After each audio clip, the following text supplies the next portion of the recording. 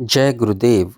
प्रश्न: यदि वास्तव में बंधन और मोक्ष कल्पित ही हैं, तो निराधार चित्र के समान इस निराधार सृष्टि का आगमन कहाँ से हुआ है? उत्तर: निश्चित रूप से परब्रह्म परमात्मा ही सारी सृष्टि के रूप में स्वयं विराजमान है। समस्त भूत वर्तमान भविष्य की सृष्टियाँ ब्रह्म का स्वभाव ही हैं, जो बारंबार उसी से प्रकट होकर उसी में स्थिर रहती हैं और उसी में विलीन हो जाती हैं।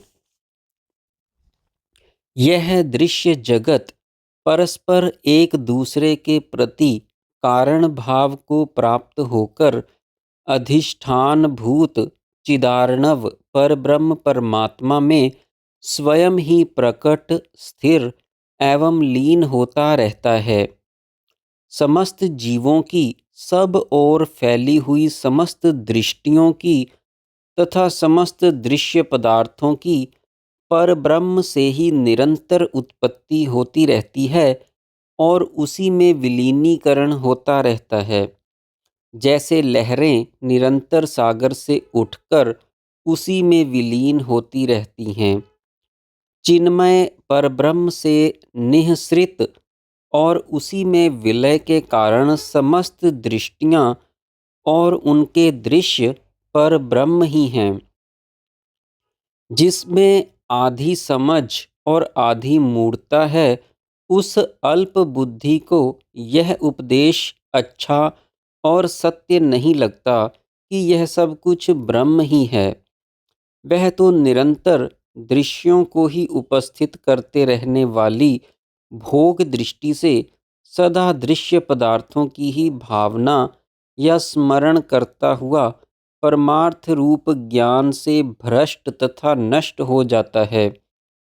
जो शिष्य की परीक्षा पात्रता की परख किए बिना ही अज्ञानी अथवा अर्धज्ञानी को यह सब कुछ ब्रह्म है ऐसा उपदेश देता है, वह उसको नरकों में धकेल देता है और ऐसा मूढ़ बुद्धि उपदेशक स्वयं भी महाप्रलय पर्यंत नरक में पड़ता है।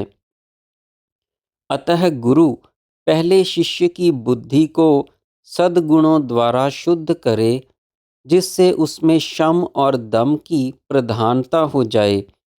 तत्पश्चात ही उपदेश करे कि यह सब कुछ ब्रह्म ही है और तुम स्वयं भी ब्रह्म ही हो। शिष्य में पात्रता प्रतिष्ठित किए बिना यह उपदेश ना करें। परब्रह्म परमात्मा की निर्मल चैतन्य शक्ति सर्वशक्ति संपन्न है। उस चेतन शक्ति का स्फुरण स्पंदन अथवा संकल्प रूप मन अपने संकल्प से क्षण भर में ही गंधर्व नगर की भांति इस मिथ्या दृश्य प्रपंच का विस्तार कर देता है।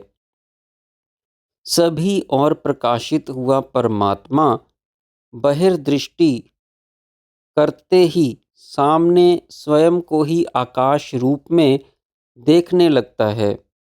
वही हम सब के अनुभव में आने वाला आकाश है। फिर आकाश रूप में स्थित परमात्मा स्वयं ही अपने संकल्प से स्मृति रूप ब्रह्मा के रूप में स्थित हो जाते हैं। वे स्मृतियात्मक संकल्प मात्र रूप ब्रह्मा अपने संकल्प से प्रजापतियों 14 भुवनों और उनमें निवास करने वाले प्राणियों को उत्पन्न करते हैं। उन सब भूतल निवासी प्राणियों में से केवल मनुष्य ही आत्मज्ञान के उपदेश और मोक्ष के पात्र हैं। ब्रह्म ही चेतन जीवात्मा है। वही मन बुद्धि धातु शब्द अर्थ और यह सारा विश्व है। वास्तव में जगत दृश्य प्रपंच तो कुछ भी है ही नहीं, केवल ब्रह्म ही ब्रह्म है। इस विश्व में और इसके परे आगे पीछे चारों ओर एकमात्र ब्रह्म ही है। चिन्मय अनंत ब्रह्म से कोई दूसरा विपरीत धर्मा पदार्थ पैदा होना तो संभव ही नहीं है। इस माया के स्वभाव का तो कहीं पता ही नहीं चलता। अविचार, बेध्यानी या असावधानी होते ही यह उत्पन्न होकर अपने करिश्मे दिखाने लगती है और ज्ञान के आते ही पता नहीं कहाँ अदृश्य हो जाती है। माया अपने विनाश से ही आनंददायिनी होती है। विभिन्न कल्पनाओं से ही आकार धारण करके देश, काल और पदार्थों, क्रियाओं के अधीन हुआ चैतन्य ही जीव है, जो शरीर को पूरी तरह जानने, अपनाने के कारण क्षेत्रज्ञ कहा जाता है। वह क्षेत्रज्ञ ही वासनाओं के संकलन से अहंकार कहलाता है। वह अहंकार ही विभिन्न कल्पनाओं से युक्त होकर जब निश्चयात्मक वृत्ति से युक्त होता है, तब बुद्धि कहलाता है। बुद्धि ही संकल्प विकल्प आत्मक मन का स्थान ग्रहण करती है और मन ही धीरे धीरे इंद्रिय भाव को प्राप्त होता है। विद्वान लोग हाथ पैर संयुक्त इंद्रियों को ही शरीर मानते हैं, जो सभी के अनुभव में आता है, मरता है और जन्म लेता है। जैसे बेर, आम, बेल आदि फल परिपक्व अवस्थावश रूप गुण के परिवर्तन से ही अन्य रूप से लगते हैं, उनकी आकृति रंग रूप बदलते हैं, पर बेर, आम, बेल आदि जाति नहीं बदलती। ऐसे ही यह क्षेत्रज्ञ जीव भी अविद्या वासना रूप मलों के परिणामवश अवस्था भेद से कुछ अन्य रूप आकृति प्रकृति वाला सा हो जाता है, उसकी चेतन जाति नहीं बदलती। अर्थात अहंकार, मन, बुद्धि, इंद्रियां और शरीर के संघात रूप अनात्म वस्तु में आत्माभिमान करके अन्य रूप सा हो जाता है, परंतु वास्तव में उसका स्वरूप चेतनात्मा ही रहता है।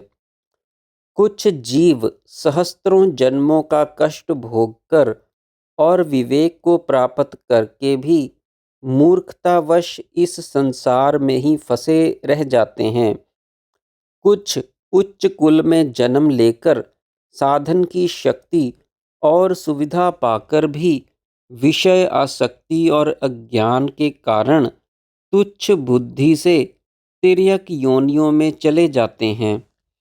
कुछ बुद्धिमान महापुरुष एक ही जन्म में ब्रह्म पद में प्रविष्ट हो जाते हैं। इस विशाल जगत जैसे ही अन्य कई असंख्य जगत हैं। वे भूतकाल में भी थे और भविष्य में भी होंगे। उनमें भी लोग ऐसे ही व्यवहारों से रहते हैं।